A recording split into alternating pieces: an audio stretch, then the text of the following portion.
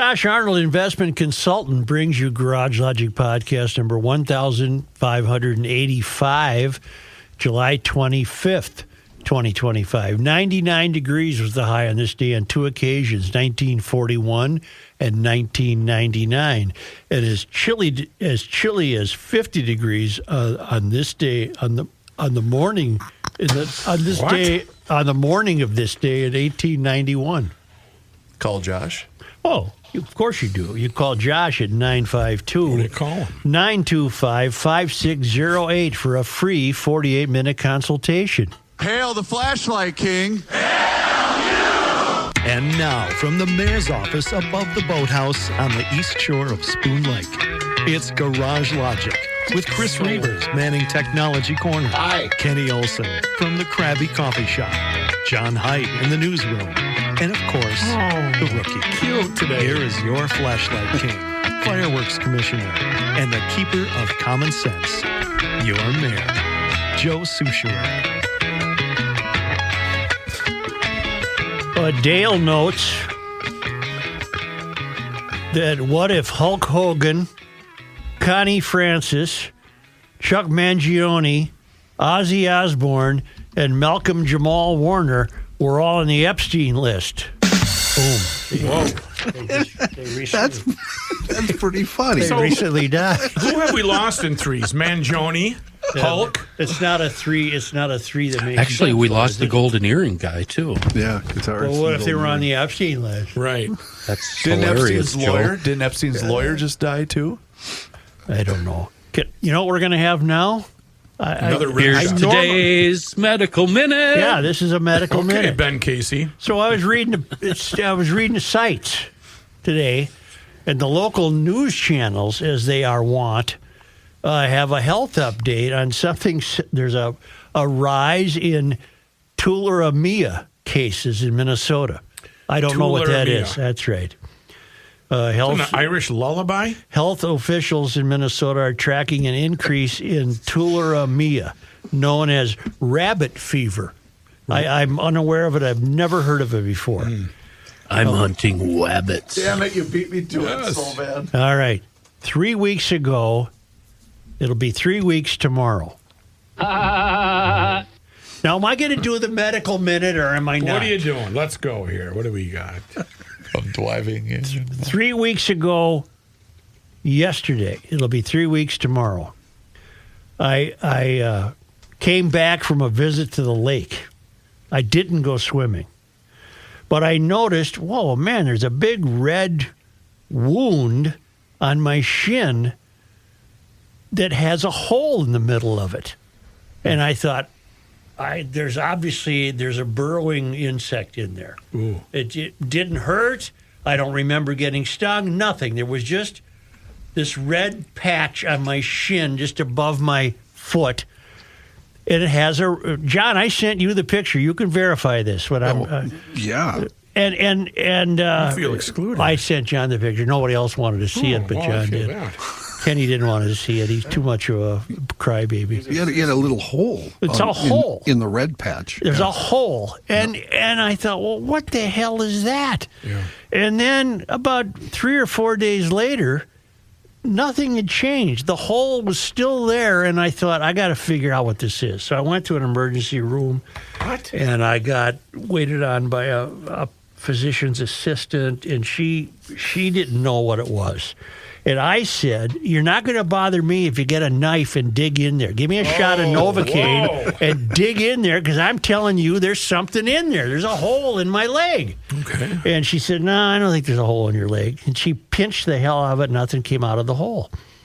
So a few more days went by. I don't think this. It's a medical God. minute. I think Wow. you're really letting Medical us do minute. it. Save that one, Chris. Oh, God. I don't know when you can use it, but save it. Really going into the archives. So a couple more days go by, and nothing's happening. There's still the hole. And I went to my regular doctor. And he said, I don't know what that is. It looks like you got a cut with a bruise. And he said, give me your cheaters. He didn't have cheaters on. He He said, give me your cheaters. He put my cheaters on. He got down looking close to it. And I said, there's something in there. He said, no, I don't think there's anything in there.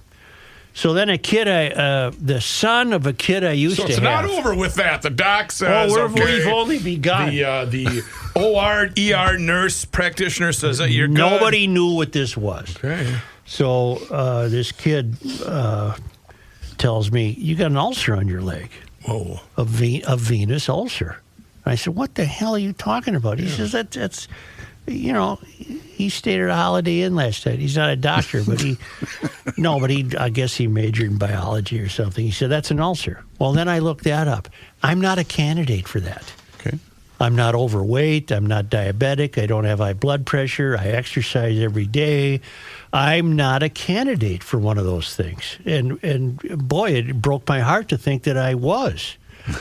So now it's 3 weeks later. Today's the first day. I'm not even covering it with a Band-Aid. She's drying up. She's healing. It's great. Hey. All right. Your cesspool of a leg, I think you should keep it covered. No, it's not. It's quarters fine. here. It's getting better and better and better. So Are flies landing in it? Right. So today, Gross. shush. The illness caused by the bacteria Francisella tularensis. It's commonly found in small rodents, rabbits, squirrels, and beavers. People typically develop the illness from tick and fly bites. Well, I know it wasn't a tick, but I'm going with fly bite. Scratches from infected cats, there was no cat around, or by touching animals that have this tularemia. Okay, the Minnesota Department of Health says that up to 6 human cases of tularemia are identified in Minnesota each year, but in 2025, 5 cases have been reported already.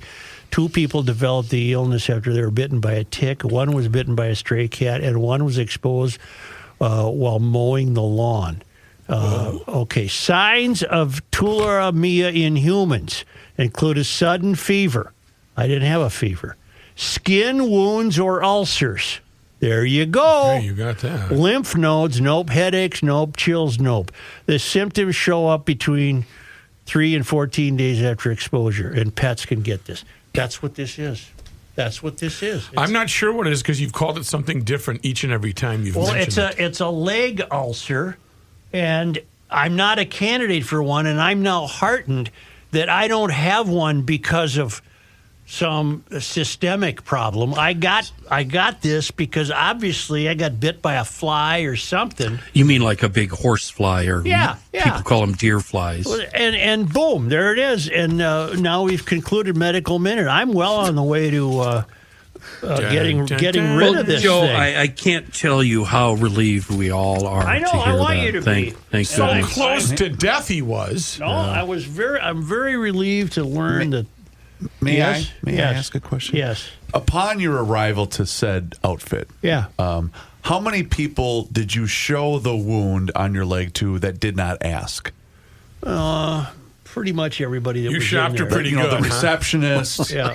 the guy that dropped off the mail, Right, I show it to the you. kid fitting the vending machines. Yeah. Wouldn't it be fun to hear what the people at the doctor's office said behind closed doors, or when he was once he gone? left. Once he left. Got to be fun to hear him talking Around about the this coffee lunatic. machine. Yes. I don't know if you guys caught this like I did, but what kind of doctor you're going to who asked to borrow your glasses? Yeah, that's a red flag for me. That's weird. And then he didn't know what it was. He didn't have his cheaters.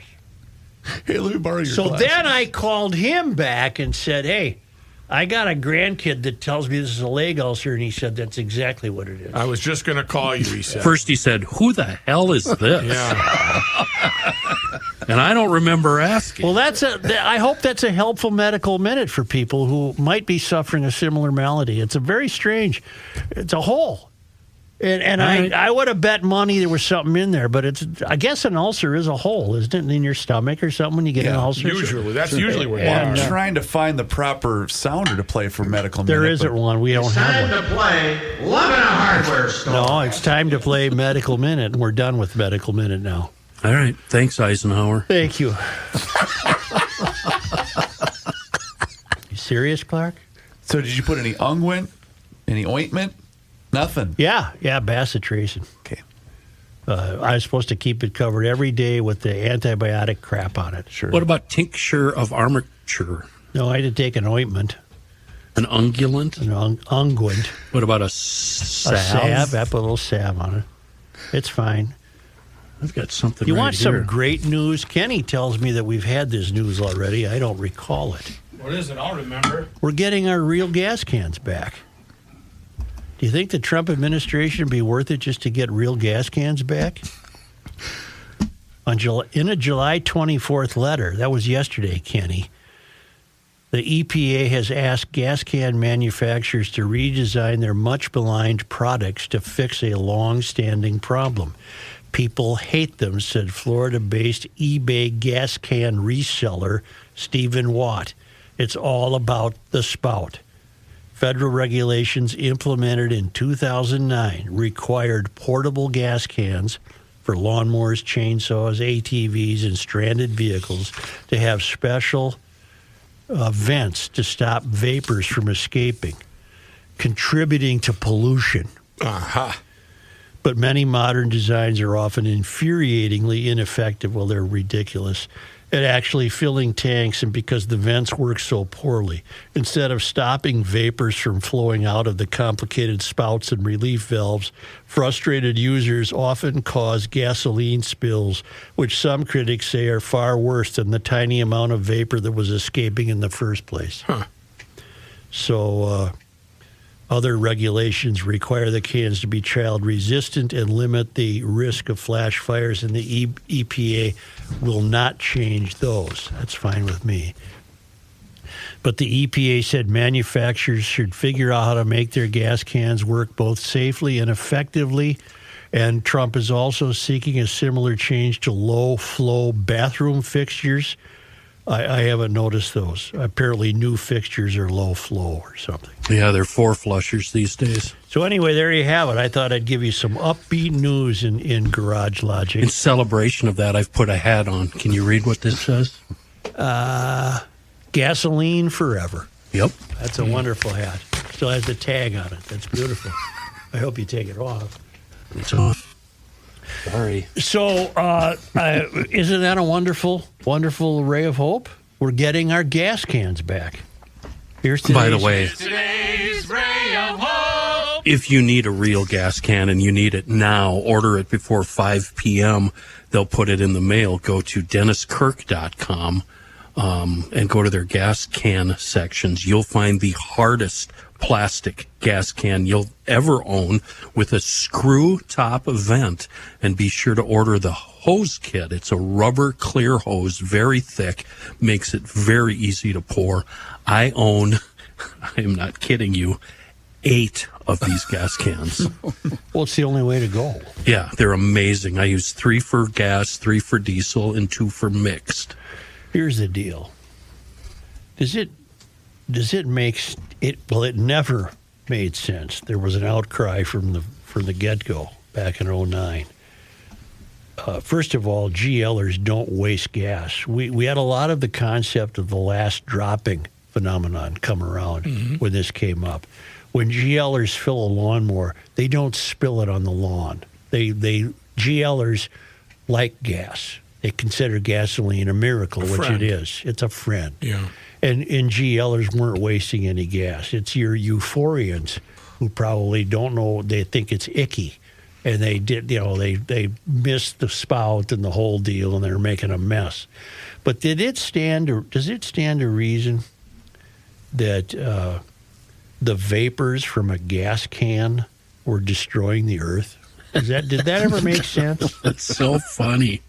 It never made sense. No. It never will, because the vapors from a gas can were not destroying anything. And so now we're getting back a gas can that actually works. Because the ones the government came up with, I know they'll figure out grocery stores, but the government could not figure out gas cans. And it was a failure, and now it's being remedied, and I consider that a ray of hope. Boom. I'm such a pain in the ass that I have even found uses for old bad gas. Good gas turns into bad gas. Bad gas is called Boy Scout water. Boy Scout water is used to start fires, Well, bad gas can turn into varnish. which also starts fires. Well, where was I here? I didn't have a computer this morning because... Durango. Oh, you want to do that? All right. Shoot me out of the water. I think you have a greater point to make, though, don't you? We lost some young people, and it's just ridiculous the way this happened. There was a car crash on June 14th, and 2 teens died in Eagan because of a street racing situation. And I was grateful to learn that the story I've read mentioned the makes of the cars. And it was a Jeep Compass. That was one of the cars involved. That was split in half. The driver of that Jeep, 19-year-old Reed Robert Schultz, was pronounced dead at the scene. A passenger, 18-year-old Finian Cronin, died from injuries 2 weeks later. This is horrible. 2 other vehicles were involved in the crash near the intersection of Dodd Road and Highway 55. A Honda Accord and a Dodge Durango. According to the criminal complaint, the Honda had significant damage, but the driver had left the scene. The Dodge, meanwhile, was undamaged. The driver of the Dodge was 24-year-old Melody Lynn Little of West St. Paul. She told officers she and other drivers of the Jeep and the Honda were driving from one car meetup in South St. Paul to another in Eagan. Little admitted to going way too fast, but she denied they were racing. She said she was driving 60 to 75 miles an hour down Dodd Road when she decided to slow down. The abandoned Honda was registered to 20-year-old Jordan John Whelan, who police found at a hospital. Whelan corroborated details of the car meetup and estimated he was driving about 90 right before the crash. Okay. Kids, first of all, I suspect that none of these people were very trained drivers, not necessarily even very experienced. And with the exception of the Durango, these were not high-powered cars. These were not cars designed to handle races. These are the cars Mom uses to go to Target or to the government grocery store. So don't do this, young people. This is ridiculous. But the Honda Accord, isn't that a big vehicle in those Fast and Furious movies, though? I'm unaware. But of it was parked, you said. Didn't you say it was it was parked? Yeah. No, the Honda was moving. In fact, the Honda speedometer indicated around 110 miles an hour. Jeepers. And that's maxing out that car. It is not designed for that. No, well, none of these cars are designed. Well, plus they haven't been trained on. They can't drive 70 miles an hour, let alone 110. But none of these cars car. are designed for racing. These are utilitarian vehicles designed to go get groceries. Well, they're not designed to make quick maneuvers at high speeds. No, not at all. And you're saying this Durango could have been, if it was fully optioned, it could have had a Hemi engine. Yeah, it operated, but that's not going to make it That turn. doesn't make any difference. Yeah, that doesn't affect the handling. And there's a chance that the Compass was a 2-liter turbocharged, about 200 horsepower, but still not a racetrack car. It's a go-straight car. Yeah, all of this might seem academic. We've lost 2 lives. But you're idiots to do this, you young people. You're just absolute idiots. Plus, on those highways. I know you think you're indestructible, but you're not. And this is if you have a pent up desire to race, why don't you do it properly? Go to a track, do something. There's track days all over. There used to be a tech school down in. Not Lakeville. What's the town Rosemount, south of Dakota County? Oh, yeah, one of them where they'd set up track days in the parking lot, and you can go up to BIR for track days. They're a lot of fun. And what you do if you have a Jeep Compass, take your Jeep Compass to track day and just discover how long it will take you to roll it over. Yeah. Maybe park it in turn 1 where speeds are 180 and see if you're ready for that. It's an apt time to talk about Bradshaw and Bryan, isn't it?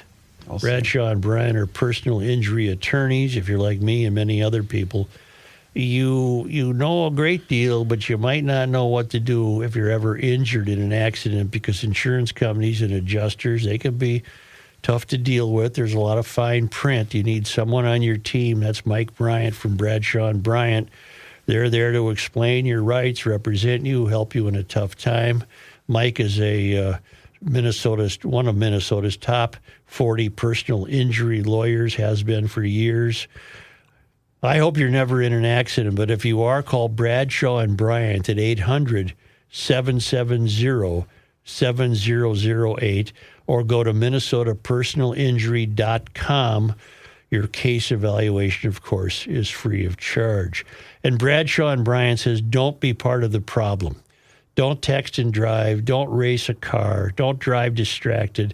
That's just common sense from Bradshaw and Bryant.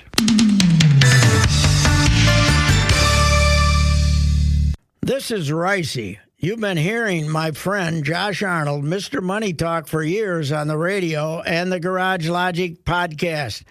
With summer coming on, I strongly recommend you sit down with Josh for your no-cost, no-obligation, 48-minute consultation on your investments, including your IRA and 401k. You can benefit from Josh's years of experience navigating different market and economic conditions, and he'll always give you straight talk, not sugar-coated advice.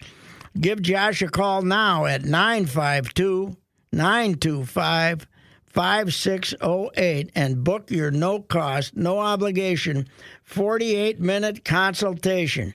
952-925-5608.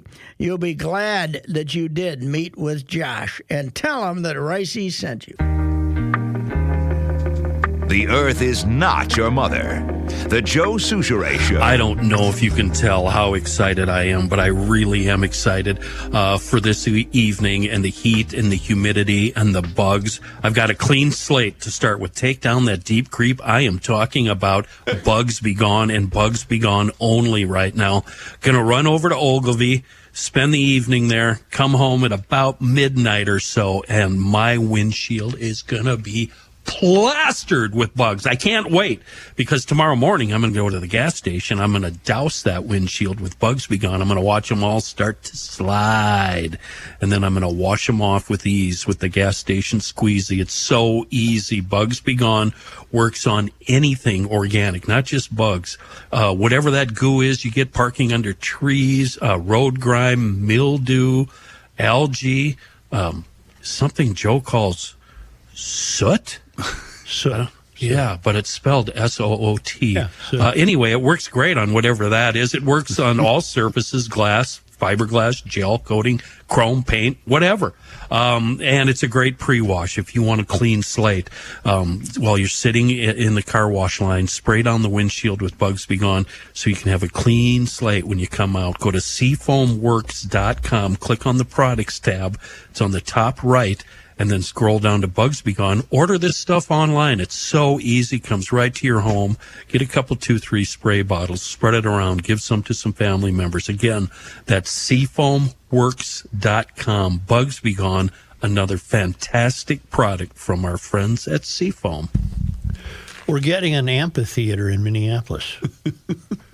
We're getting an 8,000-seat outdoor performance arts center on the Upper Harbor Terminal site in North Minneapolis, part of a $350 million redevelopment of the former industrial site. Is this a good thing? So this, help me, Joe. Is this on the west side of the river? Sounds to me like it is. Yeah. Across from the park we already have up there, right? Yeah. It's to be run jointly. It'll open in 2027. It's to be run jointly by First Avenue, the Minnesota Orchestra, and the African American Community Development Corporation. So First Avenue is a private entity. Yeah, they're corporate now. They're not the First Avenue of old. I know, but what obligate? Well, I suppose we build arenas, don't we? And they First Avenue, they book a lot of bands at different clubs around town too. Not just their own I know stages. that. I'm just wondering what the connection between the taxpayer and a private entity that will benefit from this amphitheater. Maybe I'm making a mountain out of a molehill. Well, where do we know where the money's coming from? I mean, public money, if any. We know we have a labor problem. The city council doesn't like the fact that First Avenue apparently is not paying their workers enough. Councilmember Katie Cashman moved to delay approval until the next council meeting to give First Avenue time to sign a labor peace agreement with a union that represents the hospitality workers. Jeremiah Ellison opposed the move, saying further delays could push construction past frost season and stall the project. Oh, he's opposing Katie Cashman's move. I do have a commitment to the workers in this city, Councilmember Audra Chowdhury said. That's one thing I can't back down from, okay? Responding on behalf of First Avenue, Frank told the council that she would negotiate with the labor unions and said the delays would mean footings can't get in the ground to beat the frost. Whatever. Let's see. The state has invested more than $25 million into the project, in addition to $20 million coming from the city. The city and the state have no money. That's your money. Housing components are in early stages. City officials said the first phase is already funded locally and under review. This is an investment not just for the North Minneapolis, but in the entire region. Representative Fu Lee, DFL Minneapolis, said Thursday, folks will be able to come not just across the state, but the entire country to enjoy music here. Well, maybe. City leaders emphasized the years of community input that shaped the project and pointed to protections aimed at preventing displacing residents. Fry said the development was designed not to gentrify the north side, but to ensure that the communities that have made the north side wonderful to begin with get to stay when great things happen.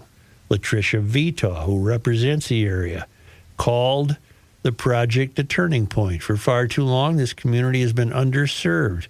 This project is a step towards changing that narrative, and it shows that Northside residents matter and deserve the same level of investment and opportunities as any other part of the city. Okay. What's the crowd capacity? 8,000. Oh, that's it, huh? Yeah. Well, First Avenue is a union shop, by the way. Unite here, Local 17.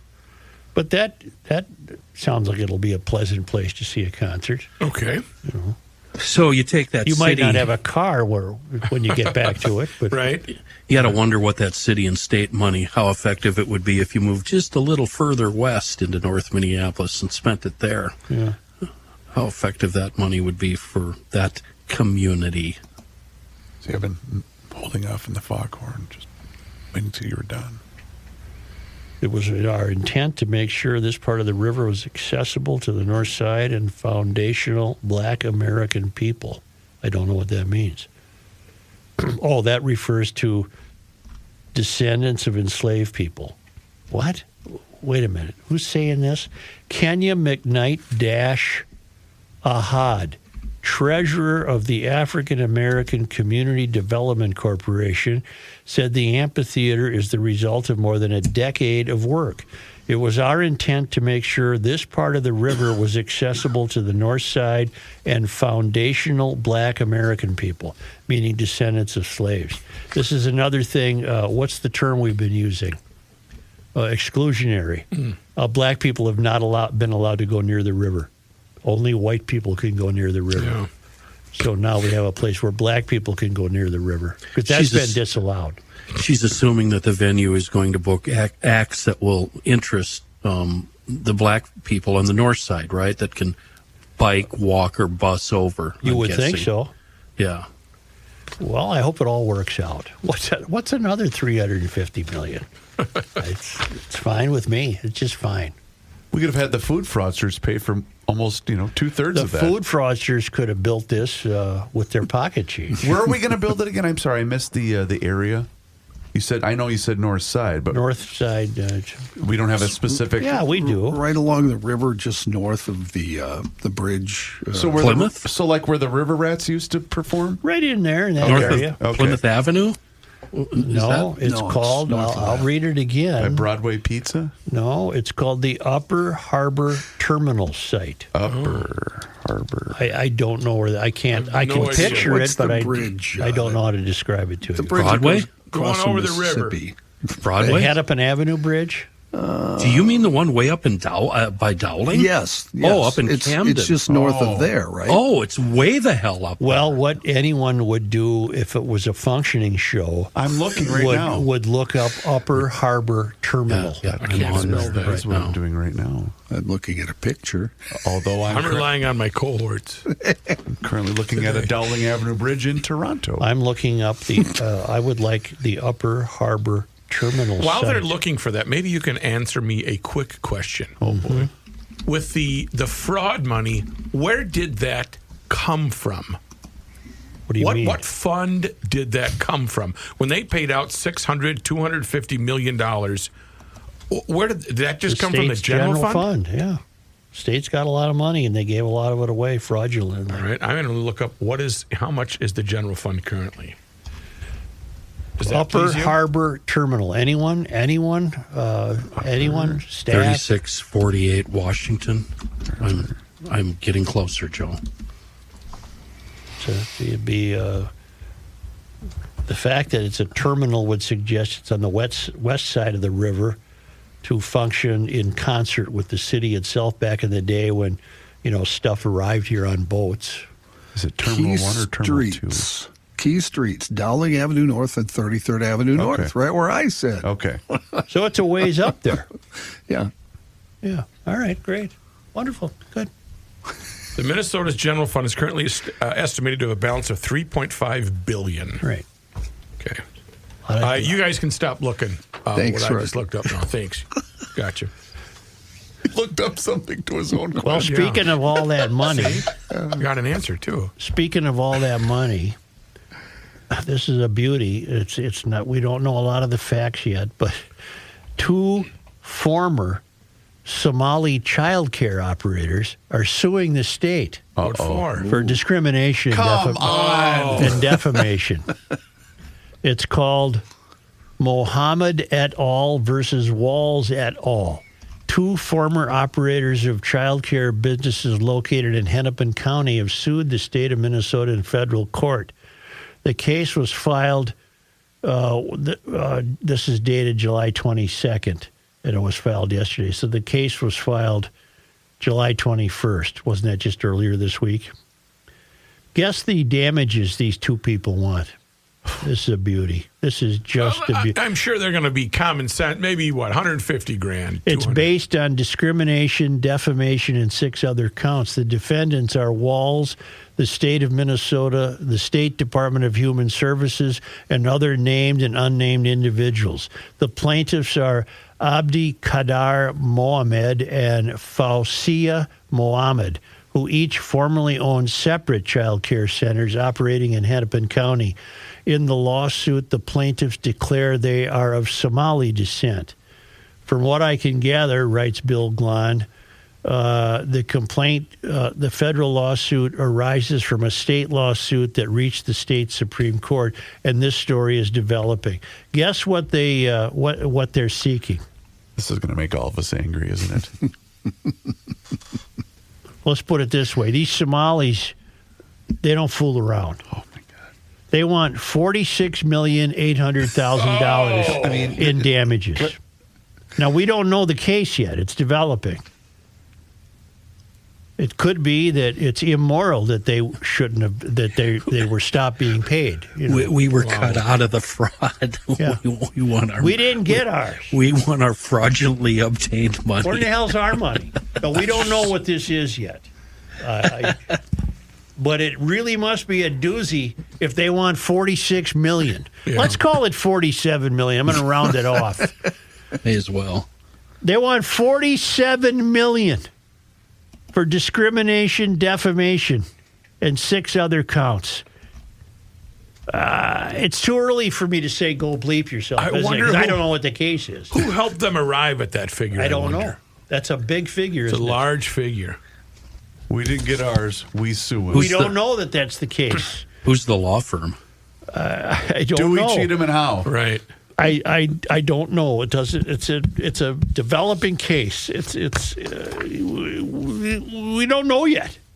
We What's just don't the know. deal with that?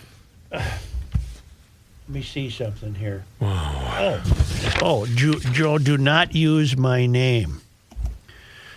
While not fraud, to illustrate how inept the Minnesota Department of Human Services is, my job relies on contracts associated with the state's fiscal year, July to June.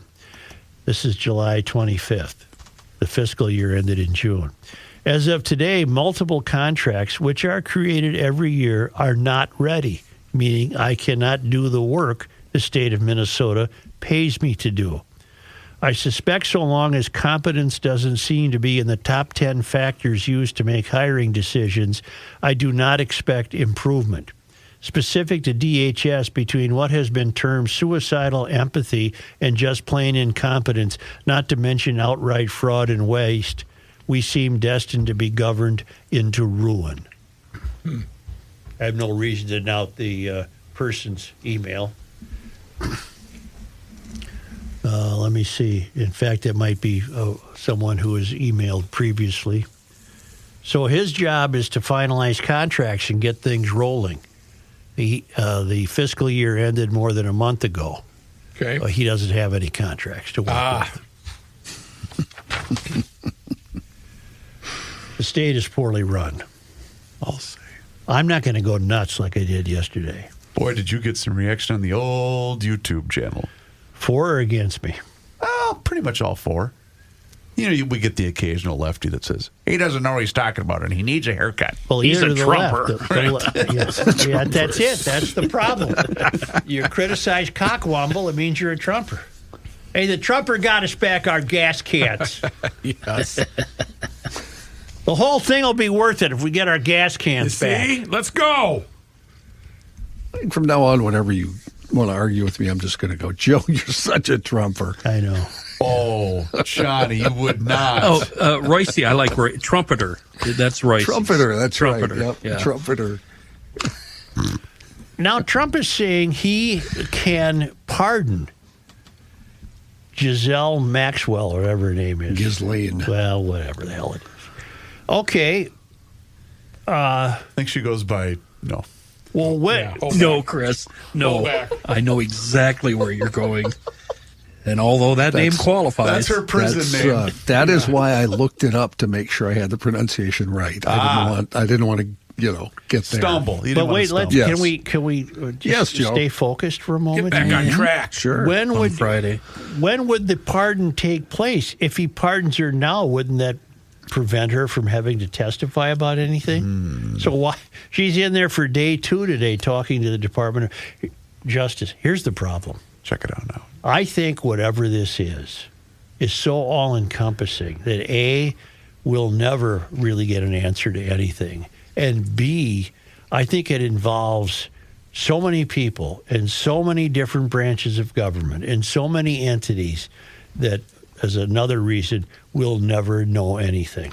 And you know who's the government agency at the bottom of all of this and the reason why we won't know? The CIA.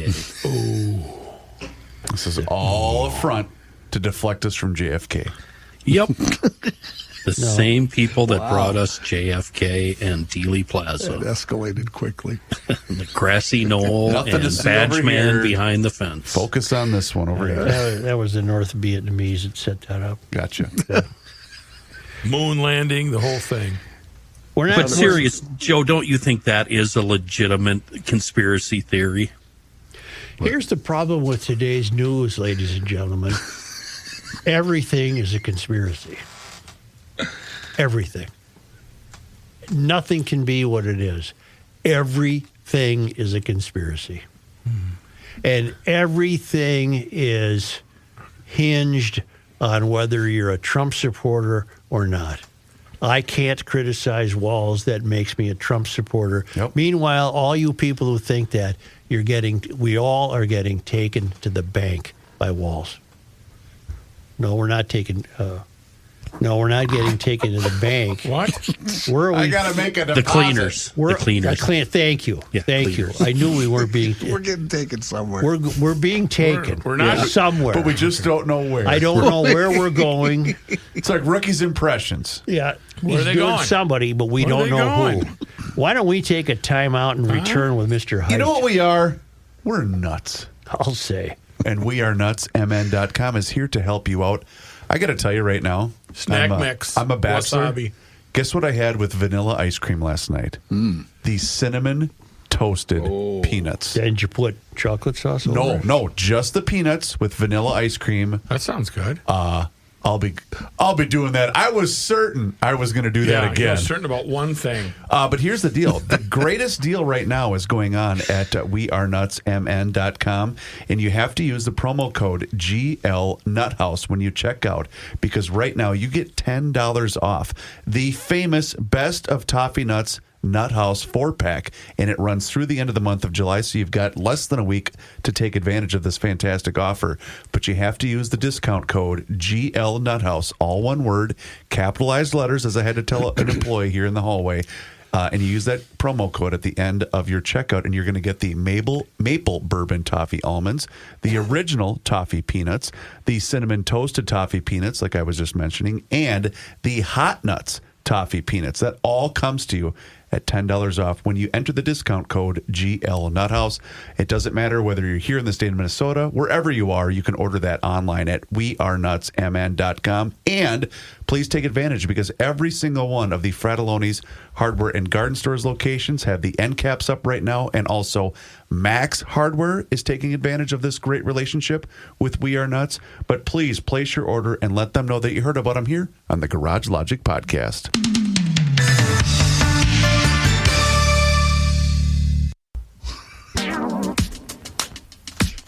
Truth, justice, and the Souchere. Here's John Heidt. Thank you, Joe. This news is brought to you by North American Banking Company. It's another round of smoky air for us today. Jeez, I'll say. The vast majority of Minnesota, according to the State Pollution Control Agency, they issued another alert, or the same alert, I guess, that was issued Wednesday, just extended. It's in effect until 11 o'clock this evening, Friday, July 25th. The agency attributing the smoke to wildfires in the Canadian provinces of Manitoba and Saskatchewan. You know what the problem is? That Canada basically is just one giant forest. So if they have a fire, I'm sure they're tough to find and put out. Haven't we burned everything already? Nah, they got a lot of My trees. goodness, we've been burning stuff since June. A lot of trees. You could. That's it. John, You could not John, see downtown St. Paul from the Mendota Bridge we're today. aware of that. That little That was button reported work. already? Just hit that little button working, and then we can hear you. This one? No. Hold on, we got you right here. Hello? Yeah. Extra safety measures are being taken to protect Minnesota lawmakers after the killings of Speaker Emerita Melissa Hortman and her husband Mark, and the shootings of Senator John Hoffman and his wife Yvette. A Minnesota Senate DFL spokesperson confirming to our friends at 5 Eyewitness News that the chamber will pay for enhanced home security to members who request it. The cost related to the assistance will be paid for from the existing Minnesota Senate budget. A source in the Minnesota House said that the chamber will cover additional security costs for members who ask for support. The funds for House members will come from the existing Minnesota House budget. The source in the House told 5 Eyewitness News the extra measures are expected to cost about $4,500. God dang it. Just a minute. This isn't it. John, that wasn't it, just so you know. What? It's all about Joe. I just printed all a about story Joe. for him off of Alpha News, and I handed it to him, and I don't believe he brought it into this studio. It's still sitting at his desk. Seriously, he's Rain Man. And Seriously. Because my two brothers in here don't like to shut off the mic when they walk away from it. What is that? How long have you guys been doing this? I thought there's no more rules in radio anymore. It's Well, just we're a kinda do what you podcast. want. Okay, It's a this little bit just different. in. Here we go. This Vance Belter crackpot, Yes, sir. he's referring now to an undercover investigation and ties between the Minnesota politicians and the Chinese government. He issued a cryptic statement from jail about his confession letter that was released by federal authorities last week. In that letter, Belter claimed that Walls ordered him to carry out the killings. He said he was trained by U.S. military people off the books and that Walls wanted him to kill Klobuchar and Tina Smith. Okay. In the suspicious statement to Alpha News, Belter referenced an undercover investigation and connections between Minnesota politicians and the Chinese government. Okay. Prior to June 14th, and unknown to his wife, family, friends, and coworkers, Vance Belter had conducted a 2-year-long undercover investigation into the sudden and unexpected deaths of 400 Minnesota citizens and ties between Minnesota politicians and the Chinese government. Belter said, evidence will be forthcoming. He said he wanted to further explain the statements that he previously made to the media about his undercover investigation and taking jobs in the funeral and mortuary industry. Wow. Belter also launched an unsuccessful private security company. He refers to himself as Dr. Vance Belter, EDD, what's that, PhD in education. Yeah. He mentioned that evidence will be forthcoming. Beyond that, he provided no details. When specifically asked by Alpha how the politics were involved, Belter said, well, it's where the facts lead you and where the evidence leads you. Okay, Belter. Okay. Although we've reached the point where nothing would surprise me anymore, but I don't think this is on the up and up. The Meeker County Sheriff's Office says a train derailed last night about 7:20, 1 mile west of Watkins. They said emergency crews got to the scene and they figured out the train was carrying hazardous materials. During the initial assessment, they determined there were no hazardous material leaks and say there's no current threat to public safety. The train is operated by Canadian Pacific Kansas City. Crews from the train company and EMS personnel are still on the scene. Nobody was hurt and the cause of the derailment is under investigation. Some roads in the area were closed this morning because of that derailment. If, however, Belter suddenly dies in jail and there's 3 minutes of missing video observation of him, then all bets are off. Nothing would surprise you at that point? At that point, nothing would surprise me. Okay. Joe, for GLers, can you clarify regarding that last story? Where is Watkins, Minnesota? Up near St. Cloud, I think. Yes, You're actually right. You're correct, sir. Very good. One of us Attaboy. has been to the ballpark in I'm Watkins. sure you have. I'm sure you've been there. And What game was that? Oh, it was a really good game, too. played Close. mightily. How's the food? Not bad. American Public Media Group, the nonprofit parent company of Minnesota Public Radio, announced yesterday it will be reducing its staff as a result of recent government budget cuts to public broadcasting. APMG plans to lay off 5 to 8% of its staff in the coming weeks and reduce employee benefits. It faces more than a $6 million budget deficit due to federal and state budget cutting, according to the company. Republican majorities in the House and Senate last week rescinded $1.1 billion in already approved funding for the Corporation for Public Broadcasting in 2026 and 27. That effectively fully defunded the organization that directs federal dollars to National Public Radio, the public broadcasting system, and about 1,500 local public radio and TV stations around the country, including Minnesota Public Radio. Federal funding accounts for about 6% of NPR's budget, according to the organization's news division. John, are any of the NPR executives taking pay cuts or trimming themselves from the workforce? Not that I have seen Okay. any reports of. No. Maybe pulling an overnight shift at the Current or something I like don't that. think they are. I do have a news clip from our friends at Comedy Central if you'd like to I hear don't that. want to hear it. Okay. Why don't we take a... Actually, John, we're not going to because We're not going I to forgot take to a mention break. this to you during the break. So continue. We have Mr. Reusse in about 10 minutes. I will continue then. Let's Thank you, move sir. on with national and international news. French President Emmanuel Macron said yesterday his country will soon recognize a Palestinian state, a decision that was quickly condemned by Israel. The news came as talks on seeking a ceasefire in Gaza were halted when the U.S. and Israel recalled their delegations. The departure of the U.S. and Israeli delegations marked the latest setback in efforts to secure a deal that would bring a ceasefire to Gaza, secure the release of Israeli hostages held by Hamas, and bring respite to Palestinians suffering a sharply worsening humanitarian crisis. U.S. envoy Steve Witkoff accused the Palestinian militant group of failing to act in good faith in the talks. Hamas said it was surprised by those remarks, adding the group's position had been welcomed by mediators and had opened the door for reaching what they called a comprehensive agreement. Want to hear some facts and figures regarding that public radio? You asked the question, Joe. Catherine Maher, I think she's actually Bill's sister. She is the Chief Executive Officer and President of National Public Radio since 2024, with a reported salary range of somewhere around $466,000 to $789,000 annually. Mm-hmm.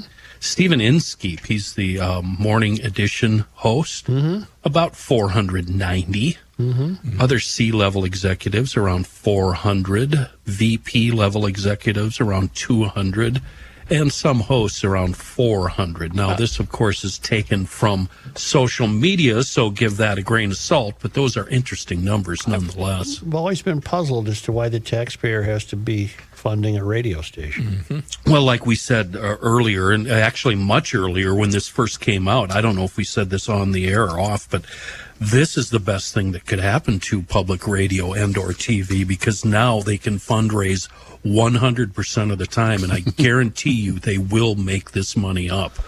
I guarantee you. Oh, God, they've already been doing it. Yeah. We've been struck so hard, we just can't get by unless you send us your money. Yeah. They're going to off the air. If the market doesn't demand it, you're done. Do you think maybe that's what our downfall was? Yeah, we didn't beg enough for money when we were on the air. We didn't beg enough. The firing of the people or the laying off of the people was just so wrong, because they will definitely have the money to pay those people. Mm-hmm. I wonder if any of them are having garage sales today, and if we could contact them to see what they're liquidating. Got a bunch of this sushi crap. Yeah, that doesn't sell. A passenger plane crashed Thursday in Russia's Far East, killing all 48 passengers and crew on board. The Angara Airlines flight disappeared from radar, and searchers later found the burning wreckage of the plane on a hillside south of its planned destination in Tinda. Tinda, in case you're wondering, let's give you a hint how big Russia is. Tinda is more than 4,400 miles east of Moscow. Wow. It's not immediately clear what caused the crash. Russia's a big place. Big place. Yeah. Senior Department of Justice official met with longtime Jeffrey Epstein associate Ghislaine Maxwell for 6 hours Thursday in Tallahassee, Florida. The meeting between Deputy Attorney General Todd Blanche and Maxwell occurred in downtown Tallahassee at the U.S. Attorney's Office. Maxwell initiated the meeting, according to multiple sources. Blanche and Maxwell meeting again today, according to a statement that he posted on X. The nonpartisan Congressional Budget Office is done with its analysis of what's called the Big Beautiful Bill passed by the House and Senate Republicans. Their forecast isn't a good one. The CBO says it will add about $3.4 trillion to the U.S. national debt over the next decade. It would also increase by about 10 million the number of people without health insurance, according to the CBA. Recent surveys show the bill is unpopular with Americans. Democrats are leaning heavily into a tax on the bill as a tax cut that disproportionately benefits the wealthy, paid for in part with spending cuts that harm the working class. The White House and Republicans respond by saying the CBO's prediction on the bill, disputing the CBO's prediction on the bill, and say they've historically not always been correct in their predictions. Here's one for you. The cabal that runs the country, which I'm now convinced there is one, they'll even protect Trump because they have to protect themselves. Because everyone's in it together? Yep. I saw, as long as we're talking conspiracy theories today, I saw a weird one the other day. Yeah. That said the reason the Wall Street Journal, which is a conservative newspaper, Very good newspaper. that they are now doing anti-Trump stories is because Rupert Murdoch and the cabal that you talk about with all the money have now gotten what they want because of the big, beautiful bill, and now they're going to force Trump out because he's an embarrassment. Which I thought was an interesting That is a conspiracy theory. Well, help me really with the is. tie-in with Murdoch. What's that? Well, he owns the Wall Street Journal. Oh, I did not know Oh, that. yeah, Okay, he I'm owns sorry. the Wall Street I did not know Journal. I that. should mention that. Protesters in Scotland say they'll be mounting a wave of resistance as President Trump prepares to travel to that country today for a 5-day private visit. The president traveling to his golf resort in the small village of Turnberry on the west coast, where he will meet UK Prime Minister Keir Starmer before going to his other resort near Aberdeen on the other side of Scotland and open an 18-hole course dedicated to his Scottish-born mother, Mary. Several protest groups, ranging from trade unions and climate justice campaigners to sections of American, Palestinian, and Ukrainian advocacy groups, are planning to demonstrate. To give you an idea, in today's edition, The National, a Scottish newspaper known for its pro-independent stance and leftist leanings, featured a bold front-page headline reading, "Convicted U.S. felon to arrive in Scotland," with a large picture of Donald Trump. He's going to go over there and stir it up. Have fun, Donald. And post on Truth Social. Yeah. Race hell, buddy. He's going to shank that shot off the first tee. It's going to go dead right. Dead right. Federal Communications Commission announcing yesterday the approval of that massive $8 billion acquisition of Paramount Global by Skydance Media.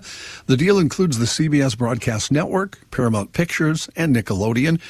Merger has been a lightning rod for politics involving the Trump administration, the news magazine program 60 Minutes, and the CBS Network, with critics saying a payoff to a lawsuit involving the president was a bribe to get the merger and sale done. The FCC voted 2-1 to approve the acquisition, with Commissioner Ana Gomez casting the opposing vote. You mentioned golf, and I forgot to ask this of you yesterday. How come you know golf in the Pro-Am when the 3M is in town? Never been asked. Is that right? Mm-hmm. Oh, because Who would be asked around here? Well, my buddy Fred Aloni, he golfs in it every year, and he was the one that asked me, why doesn't Joe golf in this thing? I now know the answer. Well, plus I don't think I would even if I was asked. Well, you're about the same as Mike, aren't Oh, you? no, he's pretty I good. would. Oh, No. Probably got a good buffet there for lunch. I'd show up with a plastic bag of golf Yeah. balls. Reusse did it once and broke some guy's ankle. Oh, yeah, that's right. God, That was, I can't remember the guy's name. I'll remember. A lawyer, wasn't it a lawyer? No, he broke a player's ankle. Ken, A pro. I thought that was up in Maplewood. What's that No. course on 61? was it Ken? It's not important. Okay. I'm sorry I brought it up. Can you, John? So since you don't want the Massachusetts. info, I am going to look You it up don't have now. to do it. Yeah. A Massachusetts resident won 2 $1 million Powerball prizes in the same drawing after he mistakenly bought an extra ticket. The lucky lotto player, identified as Paul Corcoran of Fitchburg, Massachusetts, said initially bought a multi-game ticket, which was good for 7 upcoming drawings at a local supermarket. But less than a week later, he bought another multi-game ticket from a gas station, same numbers, mistakenly thinking that his initial ticket was outdated. So when the July 9th Powerball drawing came around, Corcoran was actually holding 2 valid tickets. Both were winners, each worth $1 million. I think this guy's my new hero. This is brilliant. How lucky, yeah. This is better than Exacta boxing the field at a track. Corcoran, a little different than other winners, he told the Massachusetts Lottery he didn't have any plans for the money. So he I'm going doesn't to know what quit he's my gonna do. job. And who said cocaine and hookers? Whoever said that. Results from the largest trial of 4-day work weeks published this week revealed the shortened schedule without any pay cuts boosts job satisfaction, reduces burnout, and improves well-being. Are you listening, Joe? Turn your headphones up. Nearly 2,900 workers from 141 organizations in the U.S., Canada, UK, Ireland, Australia, and New Zealand shifted to a 32-hour, 4-day week for 6 months. Companies had 2 months to restructure workflows, largely by trimming unnecessary meetings. At the end of the study, employees reported improved performance, better sleep, and less fatigue. Over 90% of participating companies kept the schedule, suggesting output and profit were not harmed, although the study didn't measure company-wide productivity. While many Americans view the 5-day work week as standard, it only became commonplace after the passage of the Fair Labor Standards Act of 1938. Most podcasts don't podcast every day, do they? If we could take the look on your face during that story and move it onto a pumpkin during Halloween, my God, we would make $1 million. The look of disgust and scorn. Well, I had no... What? Your forehead was crunched up. You had a sour look on your face. It was wonderful. You work 5 days a week, okay? Based upon the previous story and upon the Soul Man's request, I take you to Good Day Columbus, January 8th, 2016. Happening right now, as we are well aware, the Powerball jackpot is up to $700 million and growing after nobody won Wednesday night. Yeah, more than 7 million people bought tickets, including one about a man who had a surprising plan and a surprisingly honest answer for what he would do with the money. Those are your lucky numbers. Can I tell you what? Do you know your chances of winning? Slim to none. Slim to none. You're right. Let me tell you, it's 1 out of 292 million. What do you think about that? I knew it. You knew it. Your numbers are lucky, though. Am I right? I hope so. Can I ask you, if you won all the money, what would you do with it? Bunch of hookers and cocaine. Oh, okay. That's not good.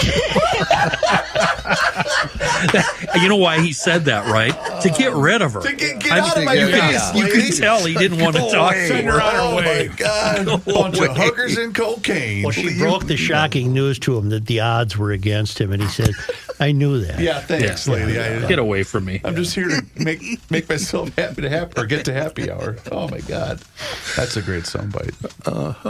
And a man was taken into police custody after officials said he refused to get off a homeowner's roof. Members of the Bangor, Maine Police and Fire Department, as well as crisis negotiators, were on the scene of the incident Wednesday morning. According to police, 39-year-old Stephen Nassone climbed onto a roof, wouldn't come down. The homeowner. Roof. That's a roof. The homeowner told WABI she and her boyfriend began hearing something on the roof at about 4 in the morning. Then they went to the back deck and saw a ladder up against the back of their home. They said that's when they saw Nassoon up on the roof. Well, they've never met Nassoon before. When they asked him what he was doing, they said he yelled down to them he was trying to retrieve the drugs out of the chimney. Chimney, John? What is a chimney? Chimney. I don't know what a chimney is. I've heard of chimneys. Chimney. They'll bring it to you. That reminds me, I shot 11 striped gophers yesterday. Striped. From the roof? Yeah. I think the word is striped. Well, maybe in your neighborhood. Yeah, and they all were running right by the creek, too, weren't they, Kenny? Yeah, the Every creek. one Yeah. of them. It was weird. You sure it wasn't roof? Manure Creek. Are we going to get Patrick? It's DiMaggio. Good Lord willing, and the creek don't rise. Let's get Patrick. Let's talk about North American Banking Company first, shall we? Sure. My friends at North American Banking Company are here for you. They're also here for your family and your business. And the thing that makes them different than other banks is they rely on this one simple philosophy, and that's banking done differently. And you get that feeling anytime that you walk in any one of their 6 Twin Cities locations. And it doesn't matter where you happen to be going, whether it's Roseville, 50th in France, Hastings, Woodbury, Shoreview, or Maple Grove. They offer all of the services as the other big national banks. It doesn't matter whether you're looking to buy a home, maybe finance a new home renovation project, or get that car that you've always been dreaming about. My friends at North American Banking Company are going to be able to help you out, and they are the best. I decided to take my business to North American Banking Company because I was just tired of being a number to my big national bank. So your first step can be checking them out online today. It's nabankco.com to learn more. Once again, it's banking done differently. North American Banking Company, member FDIC, is an equal housing lender. Sounds good so far. It's fixed.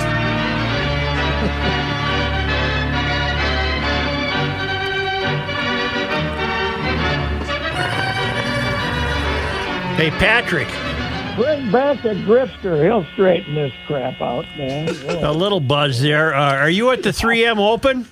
Not yet. Well, actually, not today. I'll be back tomorrow. I was out there Tuesday. It was steaming hot Tuesday. It's a little better today. I haven't looked. Are the scores still terribly low? I haven't seen it today, but you know what? Not a bad field at all. It would be a very exciting tournament.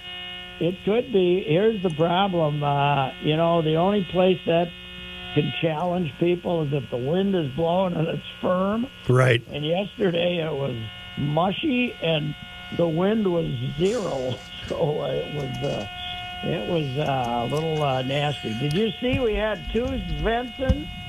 We had the Svensson that shot 60, and then we had another Svensson, and one's from Canada and one's from Sweden. Where'd all the Svenssons come from? From Canada and Sweden. Yes, right. This Gotteroop is making a name for himself. Oh, yeah, in about a month period. Holy cow, good for him. Where's he from? New Jersey. Oh, really? Okay. That's why he's a Ryder Cup possibility. The fans would love him. Yeah, and that would maybe give Keegan a chance not to play himself. When is he going to announce the team here? Any day now, I would imagine. We're drawing close. Mm-hmm. Goddard upshot a 69 today. He's 2 under today, 10 under for the tourney. The leader is 14 under. Is it a Svensson? It's Olsen. Olsen, Yes. same thing. Yeah, same difference. Yeah. But the Svensson probably is just teeing off right now because he played so early yesterday. That's a long day when you got to get 152 guys around the golf course. I've never played that course, and I doubt I'd fare well. There's too much water. There is some water. If you don't play it from back, I found the water there a few times. I played it quite a bit back in the day, and of course, I did play it. As Rookie asked me, who was the defending champion that I hit in the ankle with a line drive? And that was 2004. That would have been Wayne Levy on the 16th hole. And not only was it a liner, but it got him right in the knob of the ankle. Oh. That shot has never been made in golf history. One of the great shots of all time. But it didn't. He didn't break his ankle, did he? No, but he went down like he was shot with a rifle. Oh. And the next week he managed to play in New Jersey, and I was very happy. Yeah. His day at the Pro-Am came to an end after I hit him there. Yeah. Patrick. I told you, like when he came back weeks later for the tournament, I went over to talk to him, and he couldn't have been less thrilled to see anyone than me to attempt to apologize. He was still bitter, man. Yeah. Patrick, the only reason Joe asks that question is because he's the one that's in charge of breaking people's ankles with the errant golf shots. That's right. Yes. I have done that. Yeah. Yeah, that happened. Pat, are you going? Nationals are in town. They're not having a very good season. No, they're not. I'm not. Since the buyouts at the Star Tribune were so hard up, they talked me into writing my column about the Lynx game tonight. So Oh, boy. I don't have anyone to cover the Lynx. So Yeah. our Lynx are playing at 6:30 against, let me see, I think I'll know by the time the game starts who the hell they're playing. But Yeah. I think Los Angeles, perhaps. No, Vegas. Las Vegas is playing. You know what? I looked up Las Vegas. You know who owns Las Vegas basketball team? No. Mark Davis, Al's kid who owns the football team. Oh, for Pete's sake. And allegedly in 2021, you know what he paid for it? What? $2 million. That's nothing. Now they say that they sold 3 franchises for $250 expansion. I don't quite believe it, but that would be a definite bargain if he can turn around and sell it for. His old man would turn around and sell it in a heartbeat. Oh, yeah. Do you approve of their nickname, the Las Vegas Aces? Yeah, it's okay. It's kind of a play on cards, isn't it? Sure. I think so. Blackjack or something. Pat, our reception on the phone is horrible. We're going to cut it short. We're going to get it fixed by Monday, though, damn it. Yeah, you'll be here in person. Call That'll a take number. care of it. Yes. All right. All right. Thank you. Call a number. I don't know why it was doing that. And I do. I don't think we should continue with that irritation. It sounded like there was a tornado siren going on in the background. On account of, I'll tell you why. Yeah. All right, why don't you take a time out? How about we mention that, by the way? Because we got final approval from the mayor. I'm buying 10 of those shirts, man. We are going to have the regular GL T-shirt, the Flashlight King T-shirt, which I think looks pretty cool. And a Spoon Lake shirt. A Spoon Lake shirt, very similar to the one that you had last year, except it's going to be a red color. And we will have a T-shirt that says the quotations, because on Akana you want to know why. I'm buying those, baby. And I like the hats, too, because the hat has the small GL in the corner, the hats, yeah. which is very much like a brewery hat. Which I very think is cool hat. It's not like a brewery hat at all. It's better than a brewery hat. And all of that wear will be available at the same spot at the Talk Shop where we used to sell all of our I merchandise. mean, we might not be there. We won't be there, but that's But if we were, that's where we'd be. Yeah. Where are we going to be? Twice we're going to haven't be at decided yet. the KSTP television studio. Right. We will Both announce Fridays of the fair. and we will Is that announce air conditioned? No, it's not. But it is. We do have a, what do you call it? We're in A roof. we have a roof. And Roof. bleachers. And Roof. seats. And So the when we whole have deal. when we book our mime, you'll be able to fully see the mime. But we did it there the very first year we were a podcast. We had great crowds because I think we did it the 2 Fridays, right? That first year as a podcast? Yes. Okay. Yes. We'll return shortly. Didn't have tornadoes here until we started putting into traffic circles. Because on the counter, you want to know why? When people go round and round in circles, it causes disturbance in the atmosphere and causes tornadoes. Thank you. See you.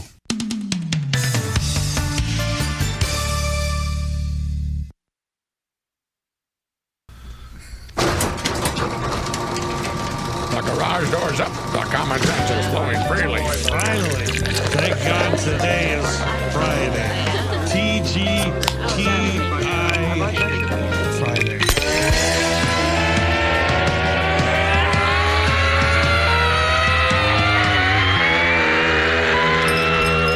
It's a scramble! Scientists have made a startling discovery that may debunk global warming at the Earth's most dangerous glacier, sending climate change deniers, that would be me. No, I'm not a denier. I'm an optimistic skeptic. I don't deny The that climate has always changed. Thank you. I don't deny that the climate changes. It always has. Based on a surprising photo taken by the International Space Station in 2023, researchers from around the world have concluded that 3 glaciers in Asia's Karakoram mountain range have been gaining ice and merging.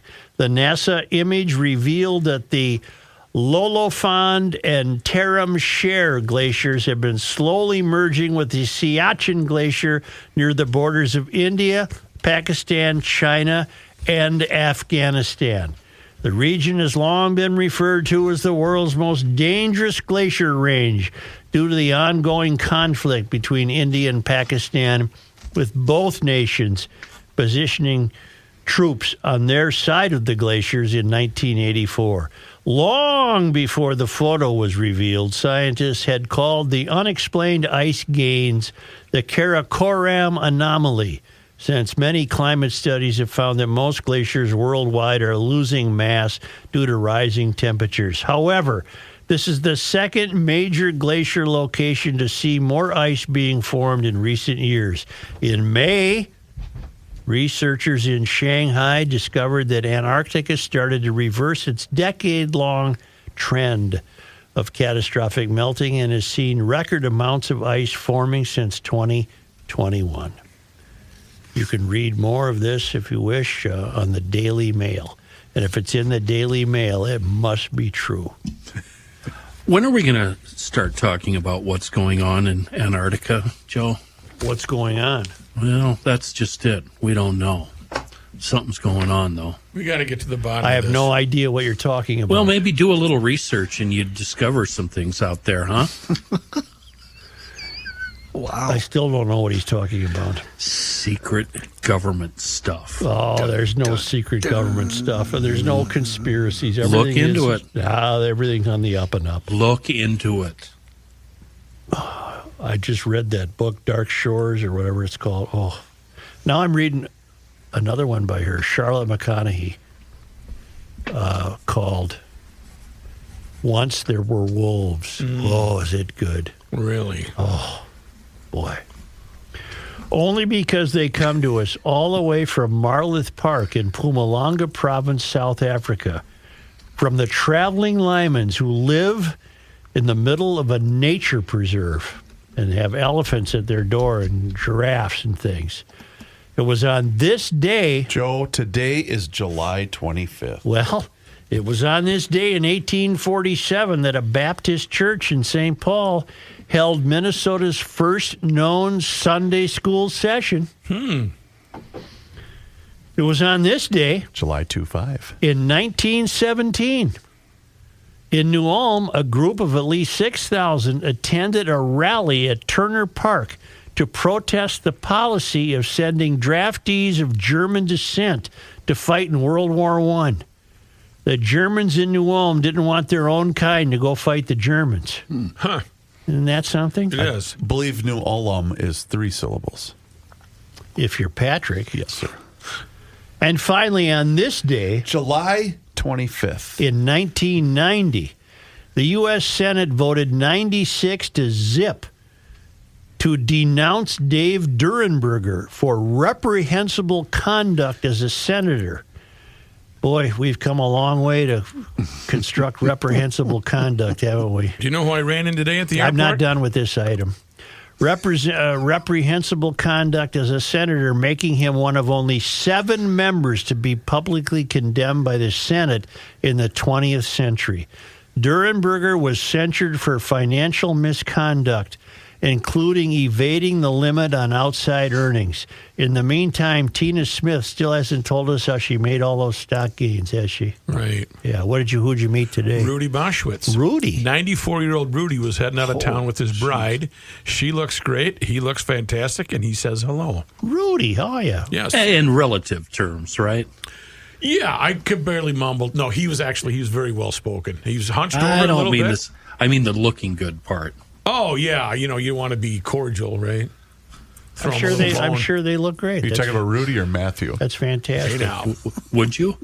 What was the Durenberger kerfuffle that he owned a couple of condominiums or something? I don't remember. He didn't report some financial earnings or something. Today, he didn't hide it well enough. Dave, today you could have got away with that. Right. Think of what Dave could have got away with today. That's not a problem by today's standards. 3/4 of Congress and the cabinet making Wall Street trades with inside information and nobody cares. But I just read recently that somebody started making the same trades and the investments that Pelosi was making. There's a Twitter account devoted to it, Kenny. It's hysterical. It's very lucrative. Go, Nancy, go. I'm getting rich. Yeah. Such, maybe you should start following Pelosi closer. I'd like that account number or name. I'd follow it. Because these crooks they're on the inside. Yeah. Thank you so much. Oh, I just wanted to tell you, too, if you live over in Eau Claire, I know we have listeners in Eau Claire, Wisconsin. If you now cut down a tree in your own yard, you have to pay the city $400. Woo! Oh, my God. Wow. Jeez. Not a lot of tall buildings in Eau Claire. There's a few, but not a lot. If choosing to remove a high-value tree of a certain size from your property, if the property is 10,000 square feet or more, the proposed ordinance states you must either replant one tree for every tree you remove from the property, or B, pay a fee in the place of each tree removed, which the city's forest department will use to replant trees elsewhere. Wow. The ordinance would apply whether you are a homeowner, developer, property manager, etc. So, what if the tree falls down where the hole once stood? In a storm or whatnot? Somebody be making money. You get in trouble for that, too? A hole in the sky. Isn't that something? Where? You said China, right? Russia? No, this is Eau Claire, Wisconsin. Oh, Wisconsin. Wow. What's a high-value tree? Well, it's a tree with a diameter at breast height of 12 inches or greater. Huh? It'll be those deemed significant by the city forester, Matt Staudenmeyer. We call that a double D tree. Eau Claire's high-value tree species, a list yet to be determined, are crucial for the city's urban forest and its dwindling canopy cover.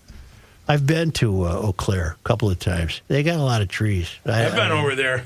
Yeah. There's what AM 880, the big talk juggernaut. Didn't we used to be on there? Yes. Why in the hell do they have to pay to have it if it's your own yard? This is Wisconsin, too. I thought there were no rules. Thank you, GLers. It's the environment, Joe.